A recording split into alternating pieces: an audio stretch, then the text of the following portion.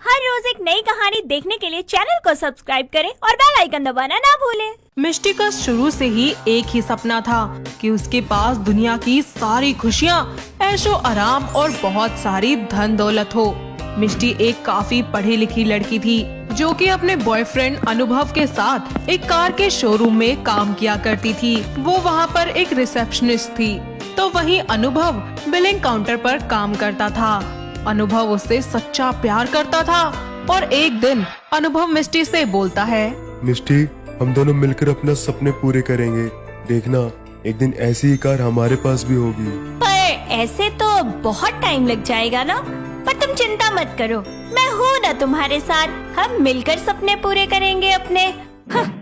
आजकल की दुनिया इतनी स्मार्ट हो गई है और ये बेवकूफ इंसान और मिष्टी वो मेहनत क्यों करे। मैं अपने लिए एक अच्छा सा अमीर लड़का चुनूंगी, रातों रात अमीर हो जाऊंगी मैं। हेलो मैडम, कहाँ खो गई? कुछ नहीं, बस ऐसे ही सोचने लगी थी हम दोनों के बारे में। इतना बोलकर वो दोनों एक दूसरे को गले लगा देते हैं और अपने अपने काम पर चले जाते हैं। तभी एक सफेद गाड़ी से हितेश नाम का एक लड़का वहाँ आता है। मिष्टी हितेश को देखकर उसके बारे में जानकर उसकी दीवानी हो जाती है और उसे मीटिंग रूम तक छोड़कर वापस अपने रिसेप्शन डेस्क पर आती है, जहाँ उसके बारे में सोचने लगती है। लड़का हैंडसम भी है, काफी अमीर भी है। मिष्टी बेटा, जैसा तूने सोचा था बिल्कुल वही है। लपक के पकड़ ले अब तो इसे। मिष्टी हितेश के बारे में सोचते सोचते ही अपना काम भी करती रहती है। साथ ही वो उसके बाहर आने का भी इंतजार करती है ताकि वो कुछ देर के लिए हितेश से बात कर सके। थोड़ी देर बाद हितेश बाहर आता है और मिष्टी उसको रोककर बोलती है, excuse me sir, I am sorry आपको डिस्टर्ब करने के लिए, बट आपको यहाँ रजिस्टर में एंट्री करनी है। मुझे आपके कुछ डिटेल्स चाहिए होंगी। यस मैम, ऑफ कोर्स, पूछिए। हितेश रजिस्टर में एंट्री करके वहाँ से चला जाता है और मिष्टी जल्दी से रजिस्टर से उसका नंबर अपने फोन में सेव कर लेती है। तभी उसकी नजर उसके नाम पर जाती है और वो बोलती है, यहाँ हितेश लिखा है और मीटिंग शेड्यूल में तो खैर छोड़ ना मिष्टी, क्या पता वो उसके फादर का नाम हो। शाम को जब ऑफिस खत्म होता है तो वो अभिनव के साथ घर जा रही होती है, जहाँ रास्ते में वो हितेश के बारे में ही सोचती रहती है और बहुत खुश होती है। अनुभव उसे यूं ही मन मुस्कुराता हुआ देखकर बोलता है, क्या हुआ जान? आज मेरी जान बहुत खुश लग रही है। कोई खास बात है क्या? खुश तो होगी ना, मेरा सपना बहुत जल्द पूरा जो होने वाला है। मेरा मतलब कि तुम मेरे साथ हो तो हम मिलके अपने सपने पूरे करेंगे।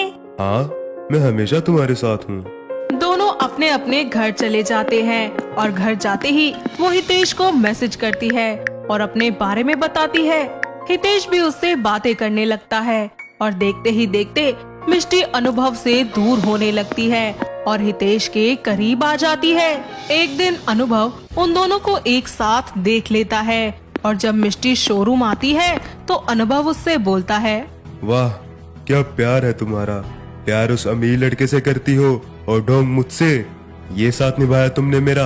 हो गया तुम्हारा, बोल लिया ना तुमने। और वैसे भी मेरी किस्मत मुझे एक मौका दे रही है अपनी किस्मत को सुनहरा बनाने का, तो मैं इस मौके को क्यों गवाऊं। और वैसे भी तुम्हारे साथ रही ना तो मेरा फ्यूचर कभी नहीं चमकेगा। अरे तुम तो दो मुंह वाली सांप निकली। अगर ऐसा ही था तो इतने दिन तक अच्छी बनने का और मुझसे प्यार करने का नाटक क्यों किया? देखो, मैंने कभी तुमसे प्यार किया ही नहीं था। अरे वो तो बस एक अट्रैक्शन था और ये सब भी मैंने इसीलिए किया क्योंकि तुम मेरी सारी जरूरतों को टाइम पर पूरा कर देते थे। लेकिन सिर्फ जरूरतों से काम नहीं होता ना, मुझे मेरी लाइफ में और भी बहुत कुछ चाहिए जो तुम मुझे कभी नहीं दे सकते।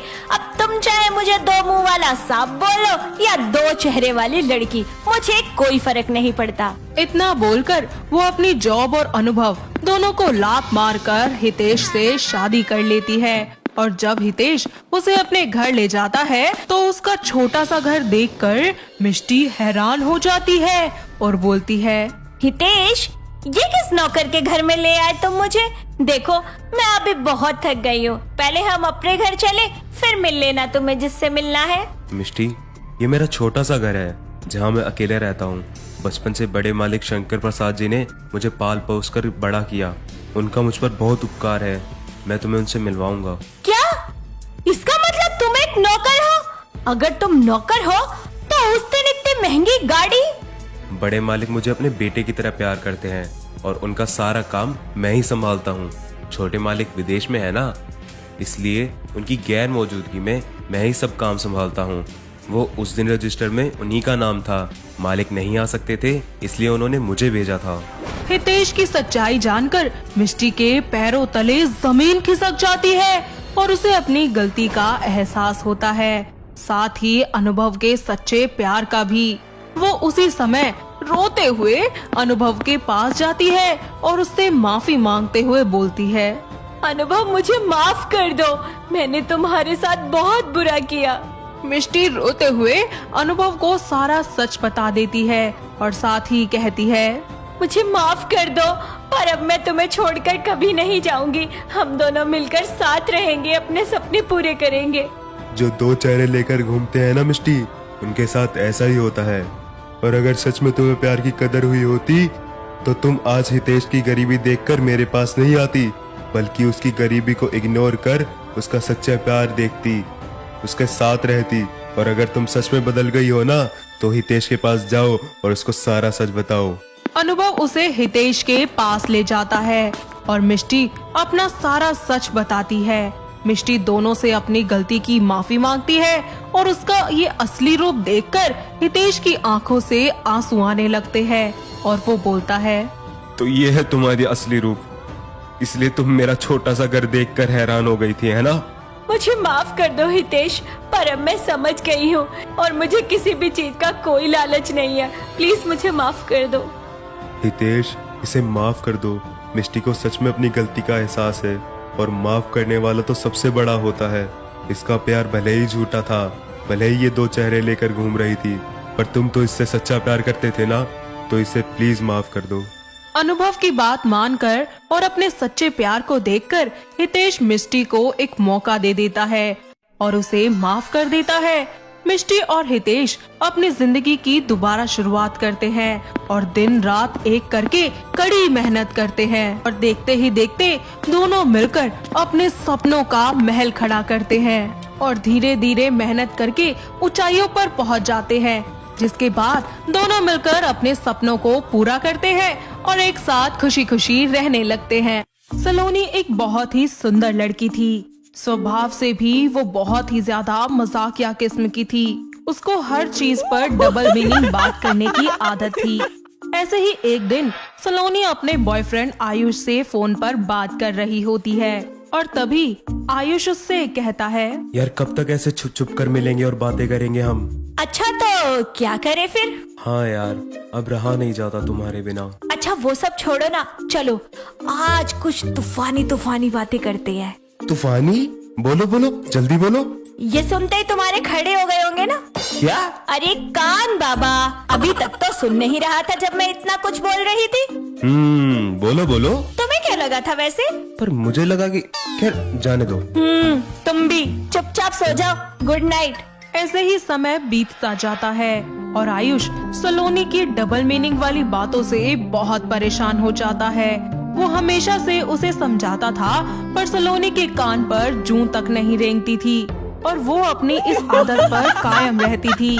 ऐसे ही एक दिन सलोनी और आयुष दोनों पार्क में मिलते हैं, जहां आयुष उससे बोलता है, बेबी आज कितना अच्छा मौसम है, चलो कहीं अच्छी सी रोमांटिक जगह जाते हैं। आयुष तुम्हारा गिर गया। कहाँ और क्या गिर गया? अरे देखो ना, वो कब से नीचे गिरा हुआ है। आयुष यहाँ वहाँ देखने लगता है। तभी सलोनी उससे कहती है, तुम्हारा दिमाग बेवकूफ, नीचे गिरा हुआ है। तुम अपनी हरकतों से बाज नहीं आने वाली है ना? अच्छा जी। ऐसे ही कुछ समय बाद सलोनी और आयुष एक दूसरे से शादी कर लेते हैं और आयुष उसे अपने घर ले आता है, जहाँ उसकी माँ निम्मो उन दोनों का स्वागत करती है। तभी सलोनी निम्मो से बोलती है, माँ जी मैं आपके छूना चाहती हूँ। अरे भैया क्या छूना चाहती है तू बहू? आपके पैर माँ जी, पैर छूना चाहती हूँ आपके।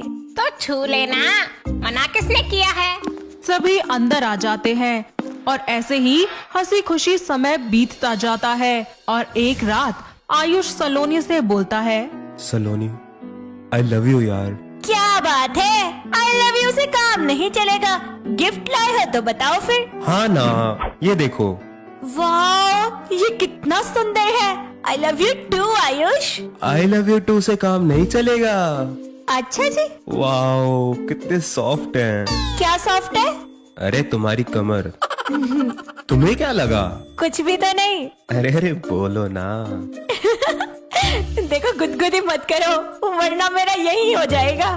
क्या? मूड खराब। और क्या? अरे बेबी, ऐसे कैसे मूड खराब होने दूंगा। दोनों एक दूसरे को गले लगा लेते हैं और एक दूसरे के प्यार में खो जाते हैं। ऐसे ही समय बीतता जाता है और सलोनी पूरे घर की जिम्मेदारियां अच्छे से निभा लेती है।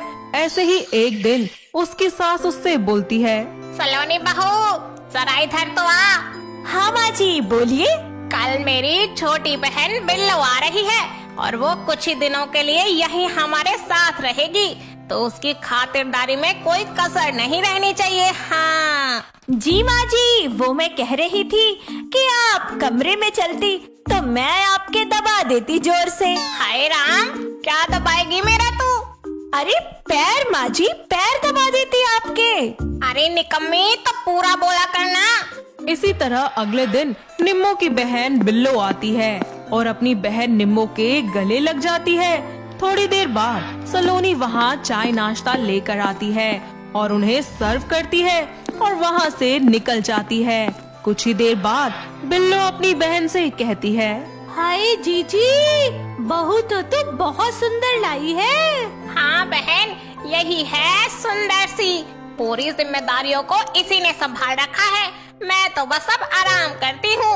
अरे मेरी बहू तो एक नंबर की निकम्मी, कामचोर, नालायक है। पता नहीं पिछले जन्म में मैंने कौन से पुण्य किए थे जो मेरी इतनी अच्छी बहू आई है। बिल्कुल सर्वगुण संपन्न है मेरी बहू। सही कहा जीजी। बिल्लो को उन दोनों का प्यार देखकर उनसे जलन होने लगती है और वो मन ही मन सोचती है, बड़ी तारीफ कर रही है ना अपनी बहू की। हाँ, देख लेना, एक दिन तेरी ये सारी तारीफ ना नफरत में बदल दूंगी। तुम सास बहू की जोड़ी को अगर मैंने तोड़ न दिया ना, तो मेरा नाम भी बिल्लो नहीं। अरे जब मैं परेशान रहती हूँ अपनी बहू से, तो तुम्हें भी जीजी कोई हक नहीं है खुश रहने का। फूट तो मैं डलवा कर ही रहूंगी। ऐसे ही समय बीतता जाता है और बिल्लो दोनों सास बहू में फूट डलवाने की तरकीब सोचने लगती है। और एक दिन निम्मो की तिजोरी से उसके कुछ जेवर चोरी करके सलोनी की अलमारी में रख देती है। ऐसे ही कुछ दिन बाद जब निम्मो अपनी तिजोरी खोलती है तो वो देखती है कि वहाँ उसका एक हार नहीं है और ये बात वो जाकर सभी को बताती है। ऐसे में बिल्लो कहती है, हाय जीजी, मैं तो कहती हूँ सबके कमरे की तलाशी ले लो, तभी सारा दूध का दूध और पानी का पानी हो जाएगा। नहीं, ये सब मेरा परिवार है और मुझे मेरे बच्चों पर पूरा यकीन है। और यहाँ तक कि मुझे पता है कि तू भी ऐसी कोई हरकत नहीं कर सकती। शायद मुझसे ही कोई गलती हुई होगी, मैं दोबारा देख लूंगी। पर माँ जी, वो हार तो आपको बहुत पसंद है, आखिर आपकी मम्मी की निशानी है वो। हाँ बहू, कोई बात नहीं, शायद मैंने ही कहीं इधर उधर रख दिया होगा। माँ जी अच्छे से याद कीजिए, आपने कहाँ रखा था? ओहो हो, बड़ी सहानुभूति दिखा रही है। मुझे तो लगता है जीजी हार इसी ने चुराया है। बस कर बिल्लो, तेरी इतनी हिम्मत कैसे हुई मेरी बहू पर इल्जाम लगाने की? मेरी बहू लक्ष्मी का रूप है, समझी? आज तो बोल दिया है और आज के बाद मेरी बहू के बारे में एक शब्द मत बोलना। अरे अच्छे से जानती हूँ मैं जीजी ऐसी लड़कियों को। ये मत भूल, ये कोई अनजान लड़की नहीं है, मेरे घर की बहू है और मेरे बेटे की बीवी, समझी? और मैं ये बिल्कुल भी बर्दाश्त नहीं कर सकती कि कोई मेरी बहू के बारे में कुछ भी बोल जाए। बिल्लो गुस्से में अपने कमरे में चली जाती है और ऐसे ही कुछ समय बीत जाता है बिल्लो फिर से एक दिन अपने कमरे में बैठकर उन दोनों सास बहू के बीच फूट डलवाने के बारे में सोचने लगती है और खुद से बातें करते हुए बोलती है, इस बेइज्जती का बदला तो मैं लेकर रहूंगी। अब बहू इतनी प्यारी हो गई कि उसके लिए अपनी छोटी बहन को सुना दिया। ना जीजी ना, ये तो मैं कभी नहीं सहूंगी। अब तो मुझे कोई भारी कदम उठाना पड़ेगा। ऐसे ही कुछ दिन बाद आधी रात को जब सभी लोग सो रहे होते हैं तो बिल्लो चुपके से उठकर और निम्मो के कमरे में जाकर उसके सारे जेवर चुरा लेती है और सलोनी के कमरे में रखती है। तभी अचानक सलोनी लाइट ऑन कर देती है और वहाँ निम्मो, सलोनी और आयुष सभी आ जाते हैं। इस सब के बाद निम्मो बिल्लो को एक जोरदार तमाचा लगाती है और गुस्से से उससे कहती है, बिल्लो तुझे ये सब करने की क्या जरूरत थी? अरे कौन सी कमी रह गई थी मेरे प्यार में? और अगर तुझे ये सब कुछ चाहिए ही था तो मुझे बोल देती। छी, मुझे तो शर्म आती है तुझे अपनी बहन कहते हुए। माफ करना जीजी, मैं अपनी जलन की आग में इतना ज्यादा जल गई थी कि मुझे लगा कि जैसे मैं अपनी बहू से खुश नहीं रहती वैसे किसी को भी खुश रहने का हक नहीं है, इसीलिए मैंने ये सब किया। मुझे माफ कर दीजिए। अच्छा, तो तूने ये सब कुछ इसीलिए किया? तो मैं भी कह देती हूँ कि तू भी अगर ऐसे ही सबको परेशान करेगी ना तो खुद भी कभी खुश नहीं रहेगी। अरे तू दूसरों का भला नहीं कर सकती तो कम से कम उनका बुरा भी तो मत कर। और अगर तू ये बात अच्छे से समझ जाएगी ना तो खुद भी ना तो कभी परेशान रहेगी और ना तुझे कोई दुख होगा। इस तरह बिल्लो को अगले ही दिन अपनी बहन के घर से जाना पड़ता है। इसी तरह कुछ समय बीत जाता है और निम्मो अपने परिवार, अपने बेटे और बहू के साथ हंसी खुशी फिर से रहने लगती है। नायरा डिगिन कैफे में 1 घंटे से लगातार कार्तिक का इंतजार कर रही थी। तभी भागते हुए कार्तिक नायरा के पास हाथों में गुलाब लिए आता है और उससे कहता है, नायरा सॉरी यार, आने में देर हो गई। वो मेरी बाइक खराब हो गई थी, फिर मैं भागते भागते आया वहाँ से। तुम्हें पता है ना मैं कितनी देर से तुम्हारा वेट कर रही हूँ और तुम हो कि बाय, मैं नहीं बात कर रही तुमसे। नायरा मेरी बात तो सुनो प्लीज यार, मान जाओ। नायरा चली जाती है और उसके पीछे पीछे कार्तिक भी चलने लगता है और उसे मनाता है, लेकिन वो फिर भी नहीं सुनती। सामने से अचानक एक बाइक आ रही होती है और नायरा को इस सब के बारे में नहीं पता होता। तभी कार्तिक उसका हाथ पकड़कर उसे अपनी तरफ खींच लेता है और उसे अपने गले से लगाकर बोलता है, तुम पागल हो क्या नायरा? अगर तुम्हें कुछ हो जाता तो? मेरी तो जान ही निकल गई थी अभी। हाँ तो तुम्हें क्या फर्क पड़ता है? कल हमारी शादी है, तुम्हें पता भी है मैं कितनी मुश्किल से छुपते छुपाती यहाँ पर आई हूँ तुमसे मिलने। हाँ तो मैं भी तो छुप कर आया हूँ तुमसे मिलने, मेरी चुईया। हाँ मेरे बंदर, आई नो। चलो अब इस मोमेंट को अच्छे से एंजॉय करते हैं। वैसे भी सरकार का कोई भरोसा नहीं है, कब लॉकडाउन लगा दे। हाँ नायरा, कल से हम पति पत्नी के पवित्र बंधन में बन जाएंगे, इसलिए आज फिर से तुम्हें एक बार प्रपोज कर रहा हूँ। I love you Naira, I love you so much मेरी चुईया। I love you too Kartik, मेरा बंदर। दोनों एक दूसरे के साथ थोड़ा सा वक्त बिताकर अपने अपने घर चले जाते हैं और अगले दिन कार्तिक और नायरा दोनों ही अपनी अपनी फैमिली के साथ मिलकर कोर्ट चले जाते हैं और वहां जाकर एक दूसरे से शादी कर लेते हैं। जिसके बाद नायरा की विदाई होती है और वो कार्तिक के साथ अपने ससुराल पहुंच जाती है। यहाँ उसकी सासू माँ सुहासिनी उसका गृह प्रवेश करवाती है और उससे बोलती है, तुम दोनों बहुत थक गए होगे ना, जाओ जाकर अपने कमरे में आराम कर लो।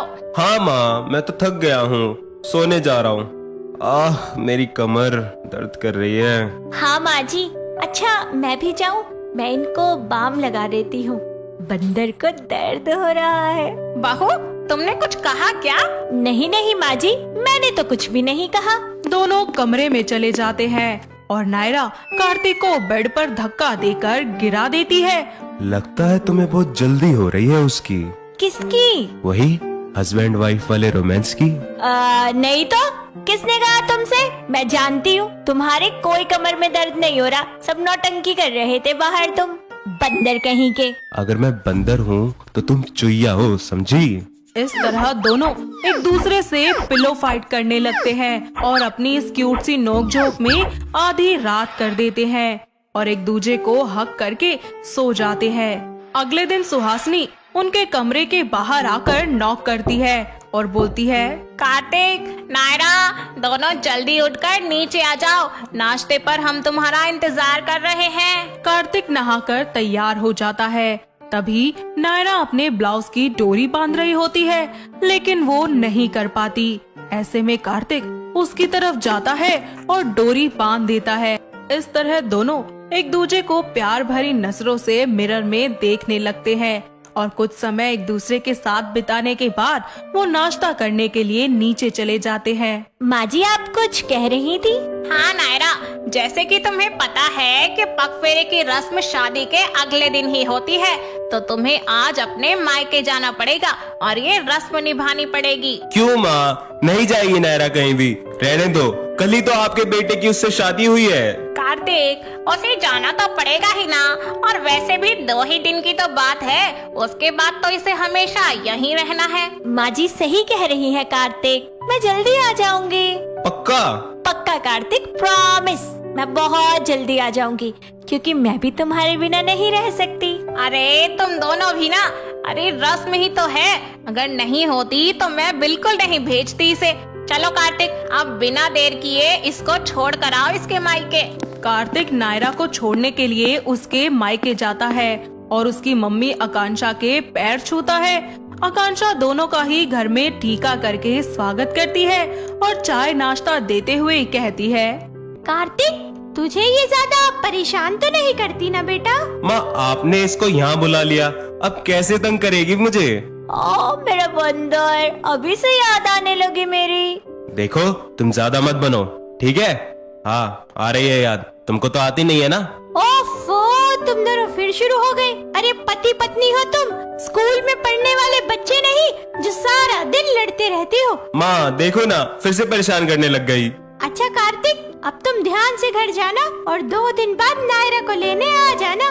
कार्तिक उसे बाय बोलकर अपने घर लौट जाता है और घर पहुंचकर नायरा के बारे में सोचने लगता है और उसे याद करता है। ऐसे ही शाम को जब वो टीवी ऑन करके देखता है तो उसे न्यूज से पता चलता है कि कोरोना महामारी की वजह से देश की हालत बहुत ही ज्यादा बिगड़ती जा रही है और सरकार को अचानक संपूर्ण लॉकडाउन लगाना पड़ रहा है। जैसे तैसे कर कुछ वक्त बीत जाता है, लेकिन ये 1 महीना नायरा और कार्तिक के लिए बिताना बहुत मुश्किल हो जाता है, क्योंकि वो दोनों एक दूसरे से दूर रह ही नहीं सकते थे और इस कोरोना की महामारी में लॉकडाउन की वजह से वो दोनों पल पल बस एक दूसरे के बारे में और एक दूसरे की सलामती के बारे में ही सोचते रहते थे, क्योंकि इस लॉकडाउन के दौरान हर जगह कड़ा पहरा था। पुलिस चारों तरफ फैली हुई थी, कोई भी अपने घर से बाहर नहीं जा सकता था और अगर जाता तो सिर्फ और सिर्फ जरूरी काम से। इस सब के बीच कार्तिक और नायरा के बीच में बेहद दूरियां आ जाती हैं और जब एक दिन उनके सब्र का बांध टूट जाता है तो कार्तिक अचानक नायरा को फोन करके उसे अपने घर की बालकनी पर आने के लिए बोलता है और खुद मास्क लगाकर पुलिस वालों से छुपते छुपाते उसके घर की बालकनी के नीचे पहुंच जाता है, जहां नायरा पहले से ही उसका इंतजार कर रही होती है और वो दोनों इशारों में एक दूसरे से बातें करते हैं। लेकिन तभी वहां पर 2 पुलिस वाले आ जाते हैं और कार्तिक को ऐसी हरकतें करते देख उसे डंडों से मारने लगते हैं। तभी कार्तिक जोरों से चिल्लाता हुआ उन पुलिस वालों से कहता है, सर मारिए मत, मैं अपनी बीवी से ही मिलने आया था। हाँ सर, ये सही कह रहे हैं, ये मेरे पति है, इन्हें जाने दीजिए। अरे पागल समझे पुलिस वालों ने, तेरी बीवी दूसरे के घर की करेगी? सर मेरी नई शादी हुई थी, मिला भी नहीं जब से, और पगफेरे की रस्म वाले दिन ये यहाँ आई थी और तभी ये लॉकडाउन में यहाँ फंस गई। हाय बेचारे की हालत देख, खीर बना ली लेकिन खा नहीं पाया। कार्तिक वापस अपने घर लौटने से पहले नायरा को अच्छे से बाय बोलता है, उसे फ्लाइंग किस भी देता है और घर पहुंचने के बाद सबसे पहले नायरा को मैसेज करता है। शायद लॉकडाउन का असर है, ये जो अपनी नजदीकियां बढ़ने लगी। आज ये 40 फुट की दूरी क्या बिछी, कमबख्त ये नजरें तुम्हें याद करने लगी। अपना ख्याल रखना कार्तिक, मेरे लिए तुम्हारी सलामती से ज्यादा जरूरी कुछ भी नहीं है। कुछ हफ्ते यूं ही बीत जाते हैं और वो दोनों एक दूसरे से वीडियो कॉल पर बातें करते हैं और धीरे धीरे लॉकडाउन भी खुलना शुरू हो जाता है। और जैसे ही कार्तिक को लगता है कि अब वो जाकर नायरा को वापस ला सकता है, तो वो तुरंत उसे लेने के लिए उसके मायके जाता है और उसे वापस घर लाता है, जहां उसने पहले से ही अपने रूम को बहुत ही रोमांटिक तरीके से डेकोरेट किया होता है। और दोनों एक दूसरे के करीब आकर एक दूसरे में खो जाते हैं और साथ ही अपनी फर्स्ट नाइट को भी एंजॉय करते हैं। सिया अपने पति मनोज के साथ दिल्ली में रहा करती थी। उसके ससुराल में उसके ससुर देवनाथ भी रहते थे। सिया हमेशा से ही अपनी स्लिम कमर पर तागड़ी पहना करती थी। जो कोई भी उसकी कमर को देखता तो वो उसका दीवाना हो जाया करता था। ऐसे ही एक दिन उसका पति उससे कहता है, हाय, तुम्हारी कमर को देखकर मेरा मन लालची हो जाता है। जी करता है कि अजी क्या जी चाहता है आपका? डूब जाऊं तुम्हारे प्यार की नदी में। कहीं डूब ही गए तो? यही तो चाहता हूँ मैं। तो डूब जाओ ना।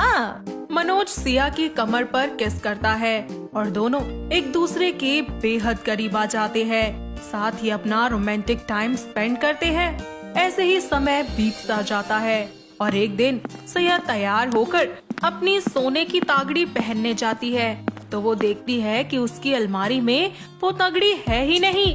वो अपने घर वालों को इस बारे में सब बताती है। सभी लोग मिलकर उसकी तागड़ी को ढूंढने लगते हैं, मगर उनको वो कहीं पर भी नहीं मिलती। ऐसे ही समय बीतता जाता है और एक दिन सिया के ससुर देवनाथ बहुत ही ज्यादा ड्रिंक करके बैठे होते हैं। तभी सिया वहाँ पर आकर बोलती है, पापा जी आपको कितनी बार समझाया है कि ये सब मत पिया कीजिए, मगर आप समझते ही नहीं है। अरे तू होती कौन है मुझे रोकने वाली? इतने में वहाँ मनोज आ जाता है और कहता है, तुम्हें बोलता था ना सिया कि इनको पैसे मत दो, और अब देखो कैसे बैठे हैं। अरे मैंने नहीं दिए इनको कभी पैसे। मुझे नहीं पता इनके पास पैसे कहाँ से आ गए। शायद इनके पास पहले से ही पैसे हो।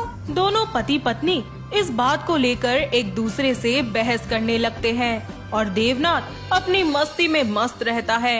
ऐसे ही समय बीतता जाता है और एक दिन सिया नहाकर तैयार हो जाती है। सिया देखती है कि उसकी अलमारी में उसकी एक और सोने की तागड़ी नहीं है। वो फिर से ये बात अपने पति को बताती है। तभी मनोज कहता है, आखिर बात क्या है? घर में चोरी आखिर कौन कर रहा है? जी मुझे भी कुछ समझ नहीं आ रहा। लेकिन मुझे समझ आ रहा है कौन है इसके पीछे। कौन है बताइए मुझे। वक्त आने दो तब बताऊंगा। ताकि जब तक मेरी सारी तागड़ी चोरी हो जाए, है ना? बोला ना, थोड़ा वेट करो। वक्त बीतता जाता है और मनोज एक सीसीटीवी कैमरा लाकर सिया के कमरे में लगा देता है और उस पर नजर रखने लगता है।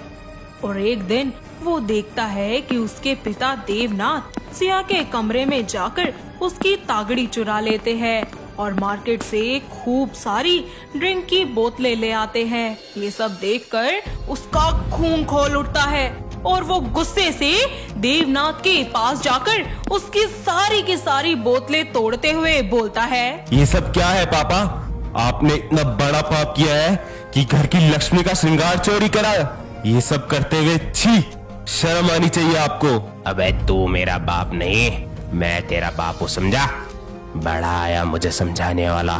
तभी वहाँ सिया आ जाती है और कहती है, पापा जी ने बहुत गलत किया। मेरे पिताजी ने इतने प्यार से वो तागड़ी मुझे दी थी और इन्होंने उसे चुरा कर बेच दिया। सिया तुम चिंता मत करो, मैं तुम्हारे लिए दूसरी तगड़ी ले आऊंगा। कोई बात नहीं मनोज, मगर इनको ठीक कैसे करेंगे हम? मैं तुम्हें अकेले में समझाऊंगा। जी ठीक है। कुछ भी कर लो तुम दोनों, मगर मुझे ये सब करने से नहीं रोक सकते। पापा जी आपको शर्म नहीं आती क्या?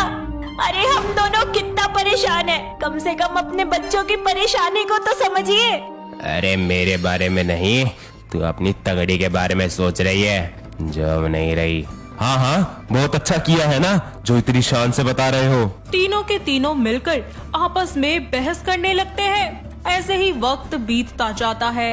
और मनोज अब अपने पिता को घर की 4 दीवारी में ही बंद करके रखता है ताकि वो बाहर जाकर कुछ कर ना पाए। ऐसे ही दिन बीतते जाते हैं और देवनाथ अब अचानक से खून की उल्टियां करने लगता है और धीरे धीरे बहुत ज्यादा कमजोर हो जाता है और पीना नहीं छोड़ पाता। ऐसे ही समय बीतता जाता है और उसकी हालत बद से बदतर हो जाती है। एक दिन सिया देखती है कि उसके ससुर को खून की उल्टियां हो रही है। वो जल्दी से मनोज को बुलाती है और उन्हें तुरंत हॉस्पिटल लेकर जाती है, जहां डॉक्टर उनका इलाज करते हैं और थोड़ी ही देर बाद बाहर आकर कहते हैं, जी देखिए, बहुत ज्यादा नशा करने की वजह से इनके गुर्दे गलने लगे हैं। अभी भी समय है, अगर ये नशा करना छोड़ देते हैं तो शायद ये ठीक हो सकते हैं। डॉक्टर, मैं बहुत परेशान हूँ इनकी हरकतों से, मगर ये मेरी एक नहीं सुनते। लेकिन आपको इनका ध्यान तो रखना ही पड़ेगा ना, नहीं तो ये ठीक कैसे होंगे। ठीक है डॉक्टर, मैं अब इनको ऐसा बिल्कुल कुछ नहीं करने दूंगा, चाहे इसके लिए मुझे कुछ भी करना पड़े। हाँ डॉक्टर, भगवान ने हमें ये आखिरी मौका दिया है। अगर पापा जी अपनी सेहत पर ध्यान देंगे तो वो हमेशा के लिए ठीक हो सकते हैं। जी हाँ, मैं इनके लिए कुछ दवाइयाँ लिख रहा हूँ, आप बाहर जाकर उनको ले लीजिए और उनका टाइम पर देते रहिए। मनोज अपने पिता को घर ले जाता है और उसके पिता ड्रिंक ना कर सके इसीलिए वो उन्हें कमरे में बंद कर देता है और उनका खाना पीना भी उन्हें वहीं देता है। ऐसे ही समय बीतता जाता है और सिया देवनाथ को खूब हेल्दी खाना खिलाती है और समय पर सारी दवाइयाँ भी देती है और उनका पूरा ख्याल रखती है। धीरे धीरे देवनाथ की तबीयत और ज्यादा खराब होने लगती है। वो फिर से खून की उल्टियां करते हैं और मनोज सिया के साथ मिलकर उन्हें फिर से हॉस्पिटल ले जाता है, जहां उनका इलाज होता है और थोड़ी देर बाद डॉक्टर बाहर आकर बताते हैं, जी बहुत ज्यादा नशे करने की वजह से आपके पिता का शरीर अंदर से गल चुका है और अब वो इस दुनिया में नहीं रहे। मैं बहुत ध्यान रखता था, पता नहीं ये सब कैसे हो गया, मुझे कुछ समझ ही नहीं आ रहा। पापा जी हमें क्यों छोड़कर चले गए? मुझसे कहाँ कमी रह गई थी जो मुझे ये दिन देखना पड़ा? मैंने कहाँ गलती कर दी थी? अब क्या फायदा खुद को कोसने से, जो होना था सो हो गया। कुछ समय बाद एक दिन सिया देवनाथ के कमरे में साफ सफाई करने लगती है तो वो देखती है कि उसके ससुर की पूरी अलमारी बोतलों से भरी हुई है, जिसे देखकर वो बहुत हैरान हो जाती है और तुरंत अपने पति को बुलाती है। और जब मनोज ये सब देखता है तो वो अपनी बीवी से बोलता है, ओह, तो पापा ने तुम्हारी तगड़ी बेचकर यहाँ ये सब खरीद कर रख रखा है। हाँ, और अब वो हमारे बीच नहीं रहे। अब मैं कभी तागड़ी नहीं पहनूंगी। न तागड़ी होती, न वो चोरी करते और न इस दुनिया से जाते। कैसी बात कर रही हो, तगड़ी नहीं होती तो वो कुछ और चुराते, लेकिन अब दुखी होने से कुछ नहीं होगा। पापा ने जो किया ये उनके कर्म थे, ये शरीर भगवान का दिया है, उन्होंने उसका अपमान किया है, इसलिए वो अब इस दुनिया में नहीं है। इसलिए तुम ये सब कुछ भूल जाओ और अपनी तगड़ी पहनो। ऐसे ही समय बीतता जाता है और सिया भी फिर से तागड़ी पहनना शुरू कर देती है। दोनों पति पत्नी एक दूसरे के साथ में अपने प्यार भरे लम्हों को खूब एंजॉय करते हैं और अपनी पूरी जिंदगी एक दूसरे के प्यार के साथ बिता लेते हैं। आकृति अपनी माँ देवी के साथ रहा करती थी। आकृति एक बहुत ही ज्यादा सुंदर लड़की थी और उसे खुद से बहुत प्यार था। उसे अपने चेहरे पर एक पिंपल तक का निशान भी बर्दाश्त नहीं होता था। अगर वो किसी की बॉडी पर काले धागे या किसी भी तरीके के निशान देख लिया करती तो उसका मुंह बन जाया करता और वो उस निशान से दूर दूर रहने लगती। ऐसे ही एक दिन उसके लिए अमन नाम के एक लड़के का रिश्ता आता है, जिसके चेहरे पर कुछ पिंपल्स होते हैं और उनके छोटे छोटे निशान भी, जिनको देखकर आकृति को गुस्सा आ जाता है और वो 7वें आसमान पर पहुंच जाती है। साथ ही अमन अपनी माँ मीना के साथ आता है और मीना आकृति को देखकर बोलती है, अरे वाह जी वाह, आपकी छोरी तय घनी सुतरी से। बहन जी, हमने तो आपकी छोरी अपने अमन के लिए बहुत पसंद आगी। अरनू तो आपने बेरा है कि मारे अमन में कोई बुराई कोनी ऊपर तो उसकी सरकारी नौकरी भी है। और आपने तो पता है आजकल सरकारी नौकरी वाले छोरों की कितनी डिमांड है। और हमने तो अपने छोरे की सरकारी नौकरी पे कोई घमंड को नहीं। हमने 1 रुपया को नहीं चाहिए दहेज का, बस आप अपनी बेटी दे दो। माफ कीजिए आंटी जी, पर मुझे आपका सरकारी जॉब करने वाला लड़का बिल्कुल पसंद नहीं है। अरे आकृति बेटा, तू ये क्या बोल रही है? अभी हम बड़ी बात कर रहे हैं ना। अरे वाह बहन जी, थारी छोरी जितनी सुंदर से ना उतना ही उसका घमंड 7वें आसमान पर पहुंच रहा है। संभाल कर राखिस ने। अरे वाह आंटी जी, आपको अपने बेटे की सरकारी नौकरी का इतना घमंड है तो मुझे अपनी सुंदरता का भी घमंड ना हो। और वैसे भी मुझे आपका अमन बिल्कुल पसंद नहीं है। इसके मुंह पर काला दाग है और मुझे दाग वाले लोग बिल्कुल पसंद नहीं है, समझिए आप। तो कृपया करके आप यहाँ से जा सकती हैं। दरवाजा उस तरफ है। अरे वाह जी वाह, हम भी इसी छोरी ने अपने घर की बहू को न बनाना चाहते। चल मेरे छोरे अड़ते, कोई जरूरत को नहीं इसी बहू की। मीना गुस्से में अपने बेटे को लेकर वहाँ से चली जाती है और खुद का रिश्ता तोड़ने के लिए देवी आकृति को बोलती है। अरे नाज बेटी, मुझे एक बात बता दे, कभी कोई लड़का तुझे पसंद आएगा या नहीं? मेरे सर में दर्द कर रखा है तूने। अरे तेरी उम्र की सारी लड़कियों की शादी हो गई, तू यहाँ बैठकर मेरी छाती पर मूंग दलते रही हो। देवी आकृति को बुरा भला सुनाकर वहाँ से चली जाती है, पर आकृति को कोई फर्क नहीं पड़ता। ऐसे ही कुछ दिन बीत जाते हैं और ऋषभ नाम के एक बहुत ही अच्छे और सुंदर से लड़के का उसके लिए रिश्ता आता है, जो कि अपनी माँ उर्मिला के साथ आकृति को देखने उसके घर आता है। आकृति की सुंदरता को देखकर उर्मिला को वो पसंद आ जाती है और वो बोलती है, देखिए बहन जी, लड़की तो बहुत ही सुंदर है, कोई कमी नहीं है उसमें और मुझे भी बहुत पसंद है। लेकिन अब जमाना बदल गया है, पहले जैसा तो कुछ भी नहीं रहा। तो बस इसीलिए मैं सोच रही थी कि क्यों ना बच्चों को थोड़ी देर के लिए अकेले में बात करने दिया जाए, ताकि वो लोग एक दूसरे को थोड़ा जान पहचान ले। बहन जी, आप सही बोल रही हो। बस ये नालायक लड़की हर बार की तरह इस बार भी रिश्ते को ठुकरा ना दे। हे भगवान, संभाल लेना। आकृति और ऋषभ दोनों अकेले में एक दूसरे से बातें करते हैं और एक दूसरे की पसंद नापसंद जानने की कोशिश करते हैं। आकृति को ऋषभ बहुत अच्छा लगता है और ऋषभ को भी आकृति पसंद आ जाती है, पर बातों ही बातों में ऋषभ आकृति से बोलता है, कमी हर इंसान में होती है, मुझे या मेरी फैमिली को उससे कोई दिक्कत नहीं, पर जिसके काले दाग होते हैं हम उनसे थोड़ा दूर ही रहते हैं। मुझे या मेरी फैमिली को पसंद नहीं, इसलिए कई रिश्ते हमें तोड़ने भी पड़े।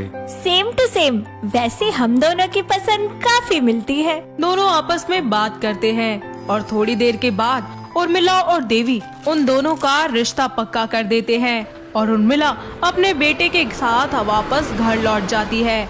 अब वो दोनों शादी से पहले एक दूसरे से फोन पर बातें करते हैं और कभी कभी मिलते भी हैं। अब उनकी शादी का दिन पास आने लगा था, पर शादी से पहले ही आकृति की कमर पर फोड़े निकल जाते हैं। उसके फोड़े तो ठीक हो जाते हैं, लेकिन उनके निशान और उनके दाग कमर पर रह जाते हैं। और जब वो उन्हें ठीक करने की कोशिश करती है तो वो ठीक होने की बजाय वो और ज्यादा बढ़ जाते हैं। पर अपना रिश्ता टूट जाने और ऋषभ को खो देने की वजह से वो किसी को कुछ नहीं बताती और कुछ ही दिनों में उसकी शादी हो जाती है। शादी के बाद सुहागरात वाले दिन ऋषभ उसके पास आता है और उसे किस करता है। तभी आकृति उसे बोलती है, दूर रहिए मुझसे आप अभी। क्या हुआ आकृति, मैं तुम्हारा हस्बैंड हूँ, मेरा हक है तुम पर, और तुम मुझे खुद से ऐसे दूर कर रही हो जैसे मैं कोई अजनबी हूँ। आप बुरा मत मानिए, वो तो पंडित जी ने मुझे बताया है कि मेरी कुंडली में दोष है, इसीलिए मुझे कुछ दिनों तक आपसे दूरी बनाकर रखनी पड़ेगी, बस इसीलिए। हे भगवान, अब मैं इन्हें कैसे बताऊं कि मेरी कमर पर तो गंदे काले निशान पड़ गए हैं। अगर इन्हें पता चल गया तो ये तो बिना कुछ सोचे समझे ही बस मुझे छोड़कर चले जाएंगे। और कुछ दिनों का इंतजार, पर कोई बात नहीं, कुछ ही दिनों की बात तो है, मैं कर लूँगा। इतना बोलकर ऋषभ सो जाता है और आकृति अकेले में रोने लगती है और पुरानी बातों को याद करती है। कि आखिर किस तरह वो काले दाग वाले लोगों से दूर भागा करती थी और किस तरह उसने इन काले दागों की वजह से कितने सारे रिश्तों को तोड़ भी दिया था। ये सब सोचकर वो धीरे धीरे खुद से बोलती है, मैं दूसरों के साथ इतना बुरा व्यवहार किया करती थी, इसीलिए भगवान ने मेरे साथ ऐसा किया। सारी पुरानी बातें और साथ ही अपने पति को खुद से दूर करने के बारे में सोच सोच कर वो बहुत ज्यादा रोने लगती है और रोते रोते ही सो जाती है।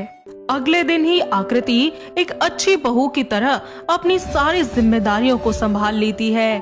कुछ समय तक सब कुछ बहुत ही अच्छा चलता है और एक दिन ऋषभ आकृति के लिए एक शॉर्ट ड्रेस लाता है और उसके पास जाकर कहता है, मैं अपनी ब्यूटीफुल वाइफ के लिए ये ब्यूटीफुल ड्रेस लेकर आया हूँ। ये तो शॉर्ट ड्रेस है, मैं नहीं पहनूंगी इसे। अरे कमाल करती हो, सारी बीवी चाहती हैं उनका पति उनको ऐसी ड्रेस दे और मैं तुम्हें दे रहा हूँ तो तुम मना कर रही हो।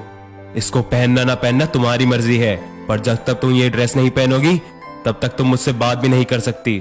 ऋषभ की नाराजगी और जिद देखकर आकृति वो ड्रेस पहन लेती है और उसके सामने आती है। ऋषभ उसकी कमर और पैरों पर काले दाग देख लेता है, जिस पर आकृति उससे बोलती है, ये रीजन है जिस वजह से मैं आपके पास नहीं आती थी और ये ड्रेस भी नहीं पहन रही थी। मुझे पता है अब आप मुझे छोड़ दोगे, क्योंकि आपको तो किसी के बदन पर काले दाग पसंद नहीं है। आप उसे देखते ही उसे रिजेक्ट कर देते हो। आकृति, शादी क्या कोई बच्चों का खेल है जो मैं तुम्हें तुम्हारे काले दाग के लिए छोड़ दूं? देखो, एक रिश्ते में रहकर उसको निभाने में विश्वास रखता हूँ मैं, तोड़ देने में नहीं। हाँ, अगर ये शादी से पहले मुझे पता चलता तो शायद मैं शादी ही ना करता, पर अब तुम मेरी बीवी हो, तुम्हारा हर दुख सुख मेरा भी है और तुम चिंता मत करो, सब ठीक हो जाएगा और मुझे तुम अभी भी उतनी ही पसंद हो जितनी पहले थी। सच ऋषभ जी? हाँ माय स्वीटहार्ट। इतना बोलकर आकृति रोते हुए अपने पति को गले लगा लेती है और ऋषभ उसके माथे पर किस करता है और जैसी आकृति होती है उसे उसी रूप में बिना किसी शिकायत के अपना लेता है, जिसके बाद वो दोनों खुशी खुशी अपनी जिंदगी को एंजॉय करते हैं। तो दोस्तों, कैसी लगी आपको हमारी ये काले दाग वाली बहू की कहानी? क्या आपके घर के आसपास भी है कोई ऐसी बहू? अगर हाँ तो उन्हें ये वीडियो दिखाइए और हमें कमेंट करके बताइए। दोस्तों, अगर आपको ये कहानी पसंद आई तो इसे लाइक करें, शेयर करें और कमेंट करके बताएं कि कहानी में आपको सबसे अच्छा क्या लगा।